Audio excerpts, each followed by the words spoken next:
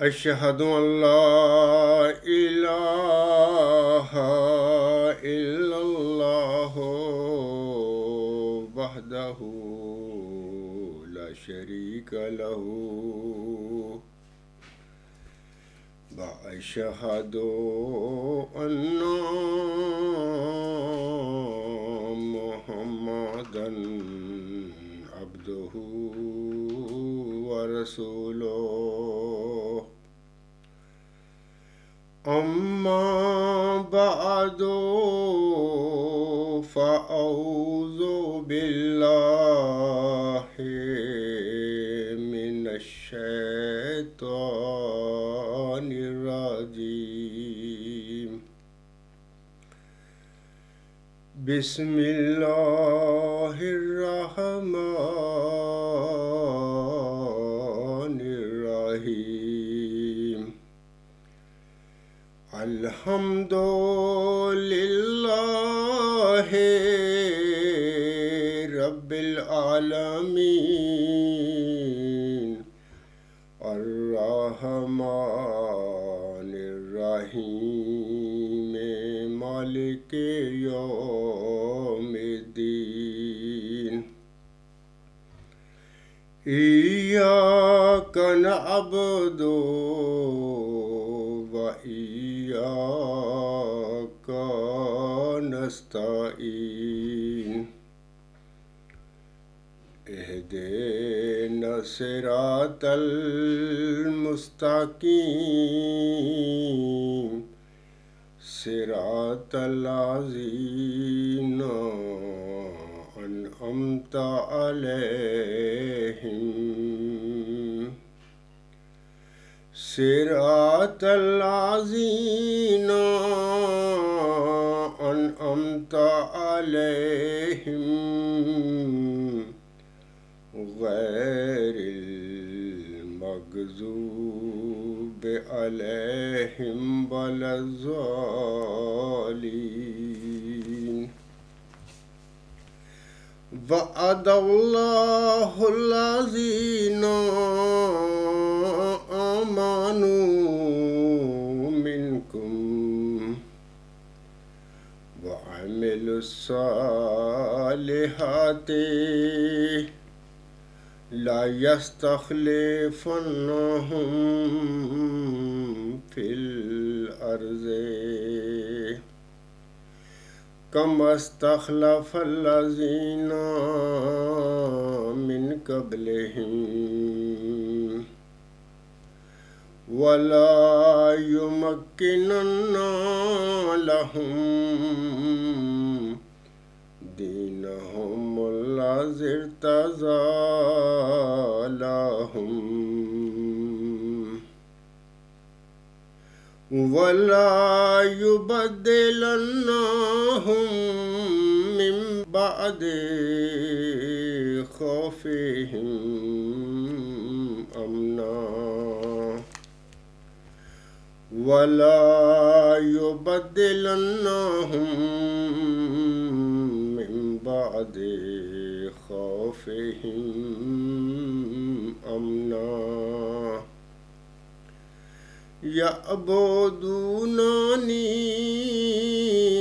لا يشركون بي شيئا ومن كفر بعد ذلك فأولئك هم الفاسقون۔ یہ سورۃ نور کی آیت نمبر 56 ہے۔ اس آیت کریمہ میں حضرت صلی اللہ علیہ وآلہ وسلم کے واسطہ سے اللہ تعالیٰ مسلمانوں کو بشارت دیتا ہے کہ اللہ نے تم میں سے ان لوگوں کے ساتھ جو ایمان لائیں اور نیک عمل کریں وعدہ فرمایا ہے کہ وہ انہیں زمین میں اسی طرح خلیفہ بنا دے گا جس طرح ان سے پہلے لوگوں کو خلیفہ بنایا تھا۔ ان کے اس دین کو ان کے لیے مضبوط بنیادوں پر قائم کر دے گا جس کو اس نے ان کے لیے پسند کیا ہے، اور ان کی خوف کی حالت کو امن میں بدل دے گا۔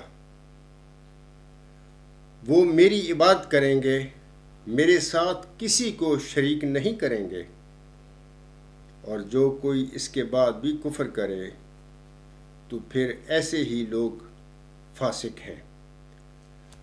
تو سامعین کرام، اس آیت کریمہ میں اللہ تعالیٰ نے ہم مومنوں سے جس قسم کی خلافت کا وعدہ فرمایا ہے، دراصل وہ ان کی طرح کی خلافت کا ہم مومنوں سے اللہ تعالیٰ نے اس آیت کریمہ سورۃ نور آیت نمبر 56 میں وعدہ فرمایا ہوا ہے۔ اور یہ جو خلفاء ہیں موسوی سلسلہ کے، یہ کوئی انتخابی خلفاء نہیں تھے، بلکہ حضرت موسیٰ علیہ السلام کے بعد اللہ تعالیٰ اپنے وقت کی مناسبت سے، وقت کی ضرورت کے مطابق ان سب خلفاء کو، موسوی خلفاء جو تھے، اللہ تعالیٰ بذریعہ روح القدس معمور فرماتا رہا تھا۔ تو یہ جو سورۃ نور کی آیت نمبر 56 ہے، اس کے متعلق میں چند باتیں عرض کرنا چاہتا ہوں۔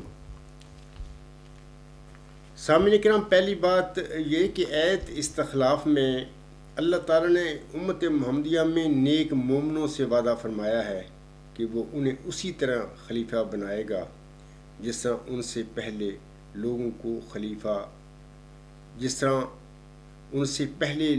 خلیفے بنایا تھا۔ یعنی یہاں پر نیک مومنوں سے وعدہ ہے، بدکاروں اور غلط قسم کے جو لوگ ہوتے ہیں، ناپاک لوگ جو ہوتے ہیں، برے لوگ ہوتے ہیں، ان سے وعدہ نہیں فرمایا، صرف اللہ نے نیک مومنوں سے وعدہ فرمایا ہے۔ لفظ کما سے یہاں پہلوں سے مراد حضرت موسیٰ علیہ السلام کے خلیفے ہیں، جو کہ آپ کی شریعت کی تمکنت کے لیے آپ کے بعد آپ کے تابع یا غلام تھے، آپ کے تابع یا غلام نبی تھے، اور موسوی سلسلہ کے مجددین تھے، جیسا کہ حکمت حضرت مرزا غلام احمد علیہ السلام اسی سلسلہ میں اپنی کتاب تحفہ گول رویہ میں فرماتے ہیں۔ روحانی خزائن جلد 17 صفحہ 123 پر حضور صلی اللہ علیہ وسلم کے یہ الفاظ ہیں۔ آپ علیہ السلام فرماتے ہیں، اور من جملہ دلائل قویہ قطعیہ کے جو اس بات پر دلالت کرتی ہیں جو مسیح موعود اسی امت محمدیہ میں سے ہوگا، قرآن کریم کی یہ آیت ہے، وَعَدَ اللَّهُ الَّذِينَ آمَنُوا مِنكُمْ وَعَمِلُوا الصَّالِحَاتِ لَا يَسْتَخْلِفَنَّهُمْ فِي الْأَرْضِ كَمَا اسْتَخْلَفَ الَّذِينَ مِن قَبْلِهِمْ۔ یعنی خدا تعالیٰ نے ان لوگوں کے لیے جو ایماندار ہیں اور نیک کام کرتے ہیں وعدہ فرمایا ہے جو ان کو زمین پر انہی خلیفوں کی مانند جو ان سے پہلے گزر چکے ہیں خلیفہ مقرر فرمائے گا۔ اس آیت میں پہلے خلیفوں سے مراد حضرت مرزا غلام صاحب تشریف فرما رہے ہیں۔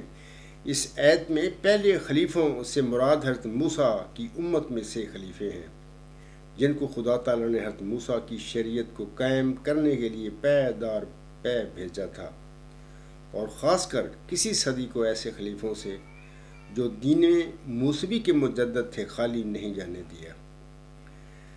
دوسری بات سامعین کرام یہ ہے کہ آیت استخلاف میں امت محمدیہ کو جن خلفاء کا وعدہ بخشا گیا ہے وہ تا قیامت نبی پاک حضرت محمد مصطفیٰ احمد مجتبیٰ صلی اللہ علیہ وسلم کے خلیفے ہوں گے۔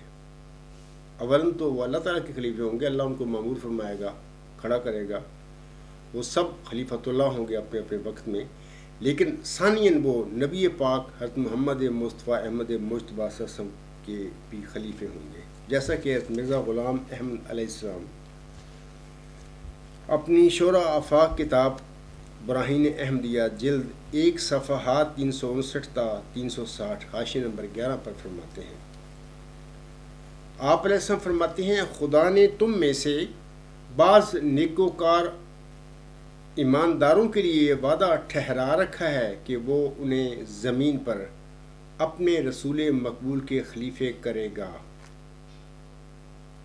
انہی کی مانند جو پہلے کرتا رہا ہے، اور ان کے دین کو کہ جو ان کے لیے اس نے پسند کر لیا ہے یعنی دین اسلام کو زمین پر جما دے گا اور مستحکم اور قائم کر دے گا، اور بعد اس کے کہ ایماندار خوف کی حالت میں ہوں گے، یعنی بعد اس وقت کے کہ جب بباعث وفات حضرت خاتم الانبیاء صلی اللہ علیہ وسلم کے یہ خوف دامنگیر ہوگا کہ شاید اب دین تباہ نہ ہو جائے، تو اس خوف اور اندیشہ کی حالت میں خدا تعالی خلافت حقہ کو قائم کر کے مسلمانوں کو اندیشہ ابتری دین سے بے غم اور امن کی حالت میں کر دے گا۔ وہ خالصاً میری پرستش کریں گے اور مجھ سے کسی چیز کو شریک نہیں ٹھہرائیں گے۔ آگے حضور اسلام فرماتے ہیں یہ تو ظاہری طور پر بشارت ہے، یعنی یہ ظاہری خلافت جو تھی 30 سال کے بعد آن حضرت صلی اللہ علیہ وسلم کی پیشگوئی کے مطابق ختم ہو کر پہلے ملوکیت اور پھر ظالم جابر اور سفاک بادشاہت میں بدل گئی تھی۔ آگے حضور صلی اللہ علیہ وسلم فرماتے ہیں مگر جیسا کہ آیات قرآنیہ میں عادت الہیہ جاری ہے، اس کے نیچے ایک باطنی معنی بھی ہیں، اور وہ یہ ہیں کہ باطنی طور پر ان آیات میں خلافت روحانی کی طرف بھی اشارہ ہے، جس کا مطلب یہ ہے کہ ہر یک خوف کی حالت میں کہ جب محبت الہیہ دلوں سے اٹھ جائے اور مذاہب فاسدہ ہر طرف پھیل جائیں اور لوگ روبے دنیا ہو جائیں اور دین کے گم ہونے کا اندیشہ ہو، تو ہمیشہ ایسے وقتوں میں خدا روحانی خلیفوں کو پیدا کرتا رہے گا کہ جن کے ہاتھ پر روحانی طور پر نصرت اور فتح دین کی ظاہر ہو اور حق کی عزت اور باطل کی ذلت ہو، تا ہمیشہ دین اپنی اصلی تازگی پر عود کرتا رہے اور ایماندار ضلالت کے پھیل جانے اور دین کے مفقود ہو جانے کے اندیشہ سے امن کی حالت میں آ جائیں۔ دوسری بات تو یہ میں نے بتا دی ہے، اب آگے تیسری بات میں آپ لوگوں کو اسی ایت استخلاف کے حوالے سے یہ بتانا چاہتا ہوں کہ حضرت حکم عدل مرزا غلام احمد علیہ السلام کے بقول یہ ایت استخلاف ایت انا نحنو نزلنا الذکر و انا لہ لحافظون کی تفسیر ہے، اور حدیث مجددین سورۃ الحجر کی ایت 10 کی شرح ہے، جیسا کہ آپ علیہ السلام شہادت القرآن میں فرماتے ہیں، روحانی خزائن جلد 6 صفحہ 341 تا 342۔ آپ علیہ السلام فرماتے ہیں پس یہ ایت یعنی سورۃ نور کی ایت نمبر 56 در حقیقت اس دوسری ایت انا نحنو نزلنا الذکر و انا لہ لحافظون کے لیے بطور تفسیر کے واقعہ ہے، اور اس سوال کا جواب دے رہی ہے کہ حفاظت قرآن کیوں کر اور کس طور سے ہوگی۔ سو خدا تعالیٰ فرماتا ہے کہ میں اس نبی کریم کے خلیفے وقتاً فوقتاً بھیجتا رہوں گا۔ خدا تعالیٰ فرما رہا ہے کہ میں بھیجتا رہوں گا، یہاں پر یہ نہیں کہ اپنے مسجدوں میں بیٹھ کے وہ خود ہی لوگ ان کو منتخب کریں گے، ایسے خلیفوں کی یہاں پر بات نہیں ہو رہی۔ سورۃ نور کی آیت نمبر 56 میں حضرت مرزا غلام صاحب فرماتے ہیں سو خدا تعالیٰ فرماتا ہے کہ میں اس نبی کریم کے خلیفے وقتاً فوقتاً بھیجتا رہوں گا۔ اللہ تعالیٰ کیسے خلیفے بھیجا کرتا ہے؟ محمد صلی اللہ علیہ وسلم کو کیسے بھیجا تھا اللہ نے؟ روح القدس کے ساتھ، وحی اور الہام کے ساتھ۔ مرزا غلام صاحب کو کیسے بھیجا؟ روح القدس نازل فرما کر۔ اسی طرح موسیٰ، عیسیٰ، ابراہیم، نوح سب کو اللہ تعالیٰ نے روح القدس کے ساتھ معمور فرمایا، ان کو رسالت بخشی تھی۔ تو یہاں پر حضور صلی اللہ علیہ وسلم فرماتے ہیں کہ سو خدا تعالیٰ فرماتا ہے کہ میں اس نبی کریم کے خلیفے وقتاً فوقتاً بھیجتا رہوں گا، اور خلیفہ کے لفظ کو اشارہ کے لیے اختیار کیا گیا کہ وہ نبی کے جانشین ہوں گے اور اس کی برکتوں میں سے حصہ پائیں گے، جیسا کہ پہلے زمانوں میں ہوتا رہا۔ یعنی ظاہر ہے کہ وہ جو نبی کے خلیفے ہوتے ہیں نا، جانشین ہوتے ہیں، وہ نبی کی برکتوں سے حصہ پاتے ہیں، اور اسوہ حسنہ جو ان کا ہوتا ہے وہ اسی طرح ہوتا ہے نبی صلی اللہ علیہ وسلم کی طرح سے، کیونکہ اپنے پیارے نبی صلی اللہ علیہ وسلم کے اسوہ حسنہ سے وافر حصہ میں وہ حصہ پا لیتے ہیں. یہ نہیں ہوتے کہ بدکاریاں کرتے پھریں آئے دن مطلب کہ قبضے کر کے جماعتوں پر، اور آئے دن ان کے مرید ان پر جنسی زیادتیوں کے حلف موقت بعذاب حلف کے ساتھ الزام لگاتے رہیں تو وہ خلیفے ہوں گے. وہ ایسے خلیفے نہیں ہوتے. اس قسم کی بلائیں ہوتی ہیں جو خلافت کے نام پر روحانی جماعتوں پر مسلط ہو جاتی ہیں، اور عام مومنوں جو ہوتے ہیں مسلمان ان کی جان کے در پہ رہتے ہیں اس قسم کے نام نہاد خلیفے. آگے حسن فرماتے ہیں ہم کب کہتے ہیں کہ مجدد اور محدث دین میں آ کر دنیا میں آ کر ہم کب کہتے ہیں کہ مجدد اور محدث دنیا میں آ کر دین میں سے کچھ کم کرتے ہیں یا زیادہ کرتے ہیں، بلکہ ہمارا قول تو یہ ہے کہ ایک زمانہ گزرنے کے بعد جب پاک تعلیم پر خیالات فاسدہ کا ایک غبار پڑ جاتا ہے اور حق خالص کا چہرہ چھپ جاتا ہے، تب اس خوبصورت چہرہ کو دکھلانے کے لیے مجدد اور محدث اور روحانی خلیفے آتے ہیں. اسی طرح چوتھی بات میں آپ لوگوں کے آگے یہ بیان کرنا چاہتا ہوں اسی سورت نور کی آیت نمبر 56 کے حوالہ سے. وہ یہ ہے کہ یہ حدیث یعنی ان اللہ یبعث لہذہ الامۃ علی راس کل مئۃ سنۃ من یجدد اللہ دینہا، یہ جو حدیث ہے انا نحن نزلنا الذکر و انا لہ لحافظون کی شرح ہے. یعنی سورت جو نور ہے اس کی آیت نمبر جو 56 ہے، وہ جو سورہ الحجر کی آیت نمبر 10 انا نحن نزلنا الذکر و انا لہ لحافظون کے لیے بطور تفسیر کے واقعہ ہے. اور یہ جو حدیث ہے ابھی جو میں نے پڑھی ہے ان اللہ یبعث لہذہ الامۃ علی راس کل مئۃ سنۃ من یجدد اللہ دینہا، یہ جو حدیث ہے انا نحن نزلنا الذکر و انا لہ لحافظون کی شرح ہے. حضور علیہ السلام آگے فرماتے ہیں صدی ایک عام آدمی کی عمر ہوتی ہے، اس لیے حضرت صلی اللہ علیہ وسلم نے ایک حدیث میں فرمایا کہ 100 سال بعد کوئی نہ رہے گا. جیسے صدی جسم کو مارتی ہے اسی طرح ایک روحانی موت بھی واقع ہوتی ہے. اس لیے صدی کے بعد ایک نئی ضروریت پیدا ہو جاتی ہے. پہلے اکابر 100 سال کے اندر فوت ہو جاتے ہیں، اس لیے خدا تعالیٰ ہر صدی پر نیا انتظام کرتا ہے جیسا رزق کا سامان کرتا ہے. پس قرآن کی حمایت کے ساتھ یہ حدیث تواتر کا حکم رکھتی ہے. کپڑا پہنتے ہیں تو اس کی بھی تجدید کی ضرورت پیدا ہوتی ہے. اسی طرح پر نئی ضروریت کو تازہ کرنے کے لیے سنت اللہ اسی طرح جاری ہے کہ ہر صدی پر مجدد لاتا ہے. یہ تفسیر امام مہدی مورخہ 21 فروری 1903 صفحہ 7 پر حضور صلی اللہ علیہ وسلم کے یہ الفاظ ہیں. تو حضور اسلم تو بار بار یہ فرماتے ہیں کہ نئی ضروریت کو تازہ کرنے کے لیے سنت اللہ اسی طرح پر جاری ہے کہ ہر صدی پر مجدد اللہ تعالیٰ معمول فرماتا ہے. لیکن جماعتی عملیہ قبرستان جو اصل میں وہ قبضہ گروپ ہے یا بلائے قادیان ہے، تو اس کا یہ نقطہ نظر ہے، وہ دن رات یہ تبلیغ کرتی ہے دونوں کے آگے کہ نہیں کسی مجدد کے آنے کی اب ضرورت نہیں.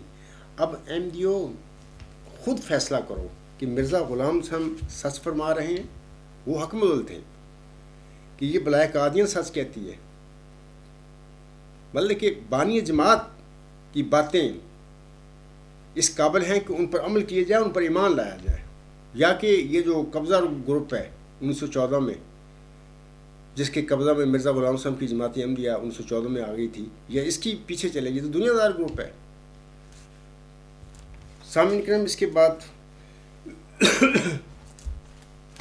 میں چند باتیں اور اسی آیت استخلاف میں جو بیان کی گئی ہیں اس کے متعلق کچھ عرض کروں گا. پہلی بات تو یہ ہے کہ اس آیت استخلاف میں جیسا کہ ابھی میں نے پڑھا ہے اللہ تعالیٰ وعدہ فرماتا ہے کہ تم میں سے جو لوگ ایمان لائے اور نیک اعمال بجا لائے،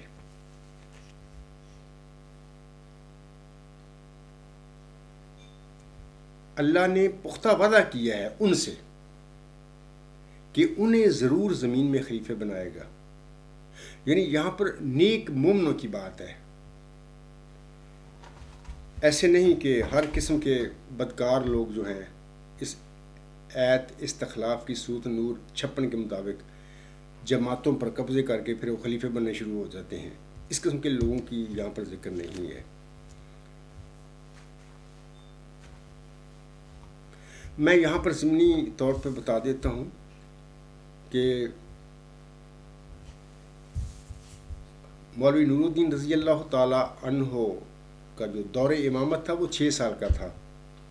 26 مئی 1908 کو حضرت مرزا غلام احمد صاحب رحلت فرما گئے تھے، تو اس کے بعد پھر 6 سال تقریباً مولوی نور الدین رضی اللہ تعالی عنہ کو توفیق ملی امامت کی، اور وہ جماعت کی خدمت کرتے رہے. اس دوران یہ جو لوگ تھے، یعنی یہ بلائے قادیان اکثر جن کے متعلق میں کہتا ہوں، تو یہ تیاری کرتے رہے تھے. یہ 6 سالہ دور ان کا تیاری کا دور تھا کہ ہم نے مولوی نور الدین رضی اللہ تعالیٰ عنہ کے بعد کس طرح جماعت احمدیہ مرزا غلام کی جماعت پر قبضہ کرنا ہے.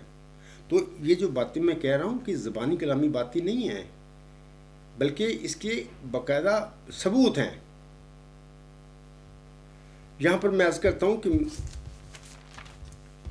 اس 6 سالہ جو دور تھا مولوی نور الدین رضی اللہ تعالیٰ عنہ کا، اس میں مرزا بشیر الدین محمود احمد وہ تیاری جب وہ کر رہا تھا جماعتی احمدیہ پر قبضہ کرنے کے لیے، اور اس کے نانا جان بھی ساتھ تھے.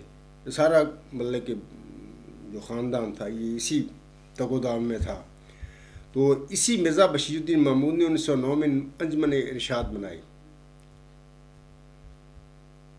حالانکہ مرزا غلام صاحب اپنی زندگی میں صدر انجمن احمدیہ بنا کر گئے تھے، کیا ضرورت تھی کسی کو، لیکن مرزا غلام صاحب کی بنائی ہوئی صدر انجمن احمدیہ مرزا بشیر الدین محمود احمد کی جو نفسانی خواہشیں تھیں اس کے مطابق ان سے وہ کام نہیں لے سکتا تھا، یا وہ مرزا بشیر الدین محمود احمد کی نفسانی خواہشوں کے مطابق اس کے کام نہیں آ سکتی تھی. اس لیے اس نے 1909 میں انجمن ارشاد بنائی. اسی طرح فروری 1911 میں مجلس انصار بنا لی. اور یہ مجلس انصار کیا تھی؟ وہی کچھ لوگ صدر انجمن احمدیہ کے ممبران اس میں شامل کر لیے. باقی سارے جو لوگ تھے مطلب کہ عقیدت رکھنے والے یا چاپلوس قسم کے مرزا بشیر الدین محمود کے حواری، ان کو اکٹھا کر کے بنا لیا. اور مقصد یہ تھا کہ جب مولوی نور الدین رضی اللہ تعالیٰ عنہ اس دنیا سے اللہ کے پاس جائیں گے تو اس وقت پھر یہ اپنی مجلس انصار سے ووٹ لے کر اپنا خلیفہ ثانی بن کے بیٹھ جائے گا. وہی ہوا جب وہ ان کی وفات ہوئی. 3 جون 1913 میں الفضل اخبار جاری کیا، جبکہ مرزا غلام احمد صاحب جو مرزا بشیر الدین محمود کے والد تھے اپنی زندگی میں الحکم اخبار اور البدر اخبار انہوں نے جاری کیا تھا، اور سارا جماعت کا کام ہو رہا تھا. تشریح الاذان جاری کیا انہوں نے، اور ریویو آف ریلیجن جاری کیا. سارے کام جماعت کے ہو رہے تھے. تو مرزا بشیر الدین محمود کو جون 1913 میں الفضل جاری کرنے کا کیا مطلب تھا؟ مطلب یہی تھا کہ اس شخص نے اس اخبار کے ذریعے اپنی پروپوگنڈا، اپنے نظریات کی اشاعت کرنی تھی. اور الحکم اور البدر سے ہٹ کر اس نے پھر الفضل اخبار کو بنایا، جاری کیا. اسی طرح اس نے 1913 میں دعوت الخیر فنڈ کی بنیاد بھی رکھی. تو یہ وہ سارے مالی معاملات تھے. حالانکہ مرزا غلام صاحب اپنی زندگی میں ایک چندہ عام اور چندہ وصیت وہ جاری کر کے گئے تھے، اور اس سے سارے جماعتی اخراجات پورے ہو رہے تھے. لنگر خانے کا مسئلہ، کتب کی اشاعت اور تبلیغ کے حوالہ سے جتنے بھی اخراجات تھے وہ سارے پورے ہوتے رہے تھے حضرت مرزا غلام صاحب کی زندگی میں، اور مولوی نور الدین رضی اللہ تعالیٰ عنہ کی زندگی میں بھی یہ پورے ہوتے رہے. لیکن بشیر الدین محمود نے دعوت الخیر فنڈ 1913 میں رکھ کر الگ سے اپنا یہ مالی معاملات اپنے ہاتھ میں لے لیے. تو یہ ساری تیاری کی باتیں تھیں جو انہوں نے اپنی کی مولوی نور الدین رضی اللہ تعالیٰ عنہ کی دور امامت میں. علاوہ اس کے یاد رکھیں کہ میں ایک اور آپ کو حوالہ پڑھ کر سناتا ہوں. یہ جو انجمن اشاعتی اسلام لاہور ہے ان کی کچھ کتاب میں سے یہ الفاظ ہیں. جو میرے پاس آئے ہیں میں پڑھ کر سناتا ہوں۔ میر ناصر نواب مرحوم کی زبان سے دلی خواہش کا اظہار۔ وہ لکھنے والا لکھتا ہے، یہ جو بیان ہے سید محمود شاہ صاحب سیکٹری انجمن نے اخباروں میں چھپوایا اور کسی کو اس کی تردید کی ضرورت نہیں ہوئی۔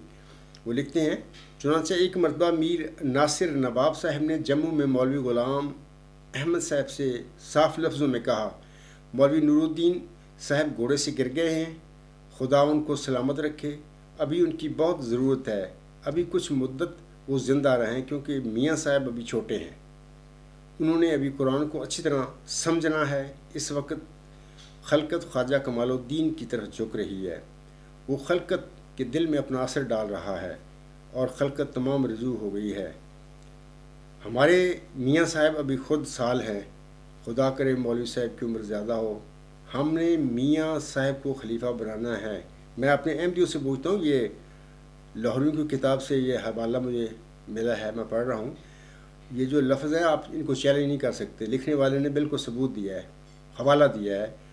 میر ناصر نواب صاحب فرما رہے ہیں ہم نے میاں صاحب کو خلیفہ بنانا ہے، تو یار خود سوچیں کہ یہ کہاں خلیفہ خدا بناتا ہے، یہ تو سب جھوٹے لوگ ہیں، خدا کے نام پر انہوں نے یہ کام سارا پھیلایا ہوا ہے، خدا کا نام مس یوز ہو رہا ہے 1914 سے لے کر آج تک۔ خود میر ناصر نواب صاحب فرماتے ہیں ہم نے میاں صاحب کو خلیفہ بنانا ہے، خدا کہاں بناتا ہے ان کو،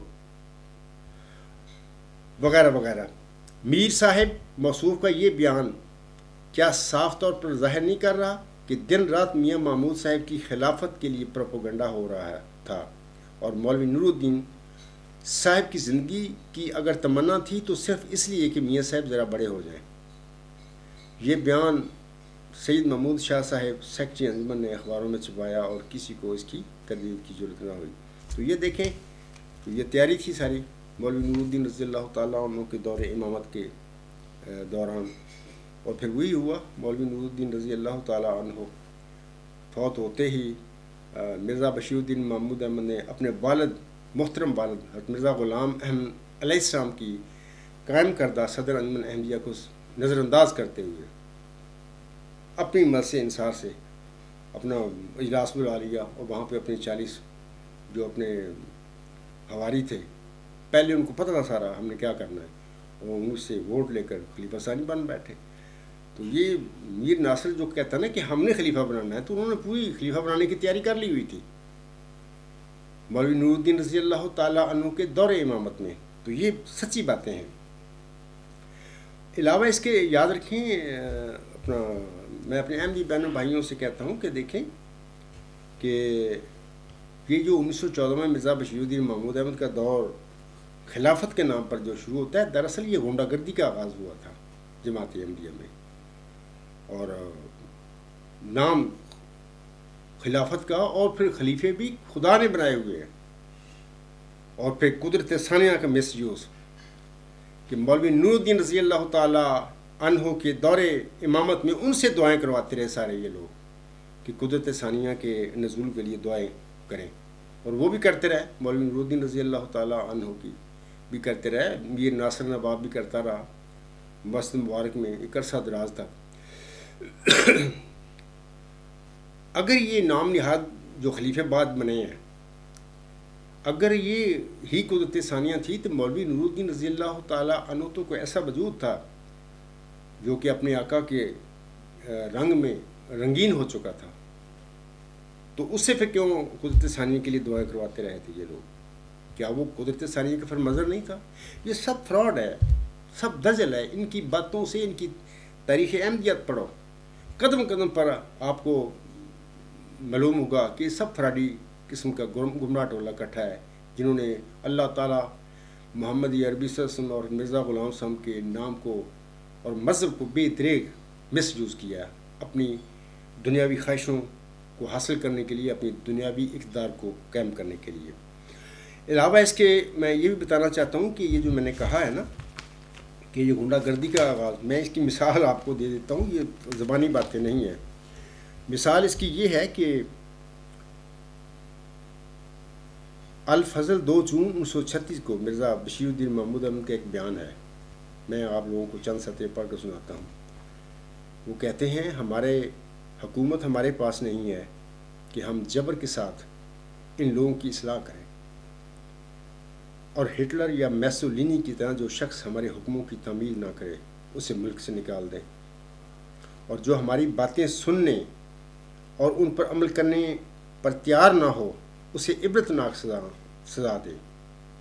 اگر حکومت ہمارے پاس ہوتی تو ہم ایک دن کے اندر اندر یہ کام کر لیتے۔ آپ خود فیصلہ کریں، یہ الفاظ مرزا بشیر الدین مقبول کے ہیں۔ اس قسم کی باتیں جو انہوں نے کہی ہیں، کیا غنڈہ گرد نہیں کرتے؟ یہ سارا اس قسم کے جو باتیں وہ کہہ رہے ہیں کہ ہم چاہتے ہیں میسولینی اور ہٹلر کی طرح کریں، سب کچھ کریں، حالانکہ ان کے پاس آج تک حکومت نہیں ہے، لیکن حکومت نہ ہونے کے باوجود ایک نظام کے ساتھ انہوں نے لوگوں کو زندگیوں کو اجیرن بنایا ہوا ہے۔ اس قسم کا مطلب کہ شیطانی طبع کے یہ لوگ ہیں۔ تو آپ یاد رکھیں کہ یہ جو میں نے غنڈہ گردی کا لفظ استعمال کیا ہے کہ 1914 میں مرزا بشیر الدین محمود احمد نے اپنے والد صاحب کی جماعت احمدیہ پر قبضہ کر کے غنڈہ گردی کا آغاز کیا تھا، تو اس کا شیبہ ثبوت میں نے پیش کیا ہے، الفضل 2 جون 1936۔ علاوہ اس کے میں نے شروع میں یہ کہا ہے کہ اپنا اللہ تعالیٰ نے مومنوں سے اور صالح اعمال بجا لانے والوں سے خلفاء بنائے جانے کا وعدہ فرمایا ہے، اسی کی طرح جیسے پہلے موسی سلسلہ میں اللہ نے خلفاء بنائے تھے۔ لیکن یہ مرزا بشیر الدین محمود احمد جو تھے یہ تو سارا مطلب کہ دنیا دار ٹولہ ہے، غلط لوگ ہیں۔ مرزا غلام صاحب نے اپنے الفاظ میں بڑا فرمایا ہوا ہے، بڑے واضح رنگ میں، یہ حوالہ ہے ضمیمہ انجام آتم، روحانی خزائن، جلد 11 صفحہ 223 تا 224۔ آپ علیہ السلام فرماتے ہیں مجھے خبر دی ہے کہ میرا کنبہ ایک دفعہ پھر فساد کی طرف لوٹ جائے گا اور وہ خباثت اور اناد میں بڑھ جائے گا۔ بس اسی دن رب العباد اپنا فیصلہ جو اس نے مقدر کیا ہے اس کو صادر فرمائے گا، اس کی عطا کو کوئی نہیں روک سکتا۔ اور میں دیکھتا ہوں کہ وہ اپنی پہلی خصلتوں کی طرف مائل ہو گئے ہیں اور ان کے دل سخت ہو گئے ہیں۔ میں احمدیوں سے پوچھتا ہوں، دیکھیں قبرستانی جماعت کی رویے، ان کے مولویوں کے رویے، نظام میں جو بھی ارباب اختیار ہیں یا نام نہاد یہ خلیفے بنے پھرتے ہیں، ان کے رویے دیکھیں۔ کیا مرزا غلام صاحب کے لفظ 100% پورے نہیں ہو گئے اور ان کے دل سخت ہو گئے ہیں؟ جیسے جاہلوں کی عادت ہے، انہوں نے خوف خدا کے ایام کو فراموش کر دیا اور وہ تکذیب اور زیادتی میں بڑھ گئے۔ بس اللہ اس وقت اپنا امر ظاہر کرے گا جب وہ دیکھے گا کہ وہ غلو میں بڑھ گئے، اور اللہ ایسا نہیں کہ وہ کسی قوم کو عذاب دے جیسا کہ وہ اس سے، جب کہ وہ اس سے ڈرنے والی ہو۔ تو یہ تو مرزا غلام صاحب نے خود فرما دیا، میرے بعد جو میرا کنبہ ہے وہ وہی کام فساد و خواستوں کی طرف جائے گا، اور عملاً ہم دیکھتے ہیں کہ وہی کچھ ہو رہا ہے۔ ہر سادہ احمدی جو ہے مرزا غلام صاحب کو جس نے مانا یا ہمارے بزرگوں نے مانا مرزا غلام صاحب کو، ہمیں لمحہ بلمحہ جماعت احمدیہ میں اس قسم کے فسادیوں اور اس قسم کی خباستوں کا ہمیں سامنا کرنا پڑ رہا ہے۔ کئی 1914 میں الگ کر دیے گئے، جماعت سے الگ ہو گئے، خود چلے گئے یا ان کو نکال دیا گیا۔ تو یہ مرزا غلام صاحب کے ساتھ الفاظ جو بالکل 100% درست ثابت ہو گئے ہیں۔ اور علاوہ اس کی مثال یہ خباستوں کی ایک اور بھی ہے کہ مرزا بشیر الدین محمود احمد نے 1924 میں یورپ کی یاترا کی تھی، وہ آئے تھے ادھر، تو یورپ آ کر وہ کیا کرتے رہے تھے، یہاں پر کیا انہوں نے گول کھلائے تھے، تو میں ان کا ہی ایک الفاظ تھوڑے سے پڑھ کے سنا دیتا ہوں۔ یہ 28 جنوری الفجر 28 جنوری 1924 کے الفاظ ہیں۔ وہ کہتے ہیں جب میں ولایت گیا تو مجھے خصوصیت سے خیال تھا کہ یورپین سوسائٹی کا ایب والا حصہ بھی دیکھوں۔ قیام انگلستان کے دوران مجھے اس کا موقع نہ ملا۔ واپسی پر جب ہم فرانس آئے تو میں نے چودھری ظفر اللہ خان صاحب سے جو میرے ساتھ تھے کہا کہ مجھے کوئی ایسی جگہ دکھائیں جہاں یورپین سوسائٹی اڑیاں نظر آ سکے۔ جو نیک لوگ ہوتے ہیں نا، نیک مومن ہوتے ہیں، ان کو تو اڑیاں سوسائٹیاں دیکھنے کا شوق ہی نہیں ہوتا ان کے دل میں، وہ تو دور بھاگتے ہیں، ان کا تعلق ہی نہیں ان چیزوں سے ہوتا۔ وہ کہتے ہیں کہ وہ بھی یعنی چودھری ظفر اللہ صاحب بھی واقف تو نہ تھے، مگر مجھے ایک رومپرا میں لے گئے جس کا نام مجھے یاد نہیں رہا، چودھری صاحب نے بتایا کہ یہ وہی سوسائٹی کی جگہ ہے، اسے دیکھ کر آپ اندازہ لگا سکتے ہیں میری نظر چونکہ کمزور ہے اس لیے دور کی چیز اچھی طرح سے نہیں دیکھ سکتا. بھی تیری نظر کمزور ہے تو وہ تے لین گیا اتنے. ایک نبینہ انسان، اندھا انسان جس کی نظر ہی ٹھیک نہیں ہے، تو وہ وہاں پر کرنے کیا گیا تھا. آگے وہ کہتے ہیں کہ تھوڑی دیر کے بعد میں نے جو دیکھا تو ایسا معلوم ہوا کہ سینکڑوں عورتیں بیٹھی ہیں. میں نے چودھری صاحب سے کہا کیا ننگی ہیں؟ انا للہ و انا الیہ راجعون. یہ تھے ان کے جماعتی احمدیہ قبرستان کے مسلم مود. میں نے چودھری صاحب سے کہا کیا یہ ننگی ہیں؟ انہوں نے بتایا کہ یہ ننگی نہیں بلکہ کپڑے پہنے ہوئے ہیں، مگر باوجود اس کے وہ ننگی معلوم ہوتی ہیں. انا للہ و انا الیہ راجعون. میں دکھ سے کہتا ہوں ان لوگوں پر جو کہ اس قسم کے بد کردار انسانوں کو مسلم مود کی ٹائٹل دے کر بیٹھے ہوئے ہیں یا بنا کر بیٹھے ہوئے ہیں، اور وہ خود بن کے بیٹھے ہوئے ہیں.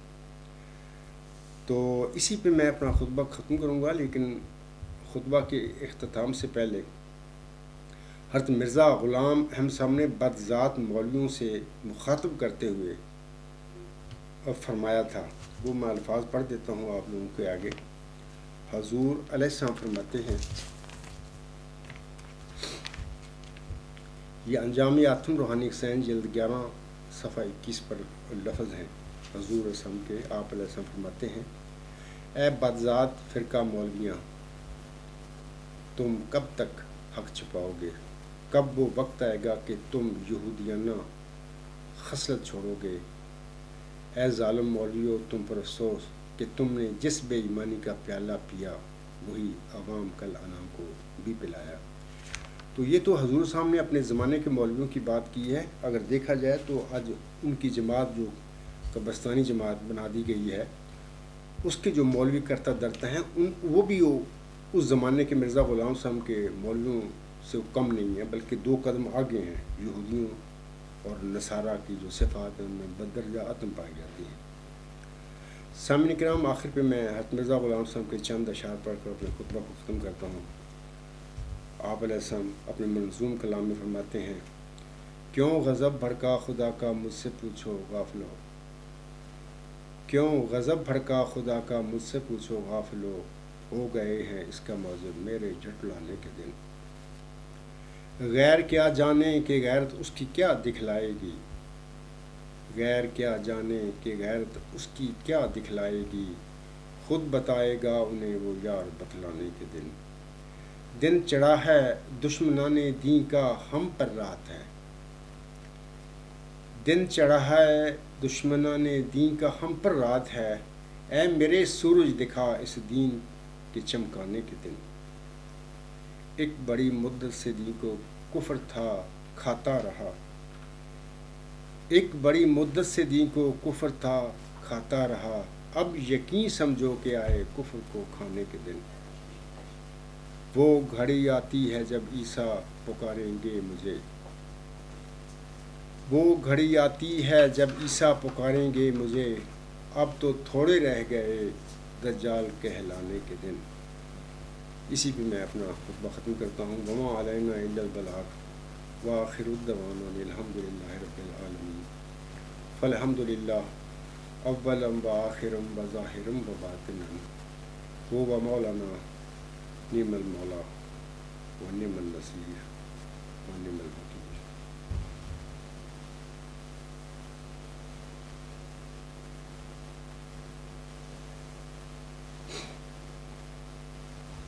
الحمد للہ نحمده ونستعینه ونستغفره ونؤمن به ونتوکل علیہ ونعوذ باللہ من شرور انفسنا ومن سیئات اعمالنا.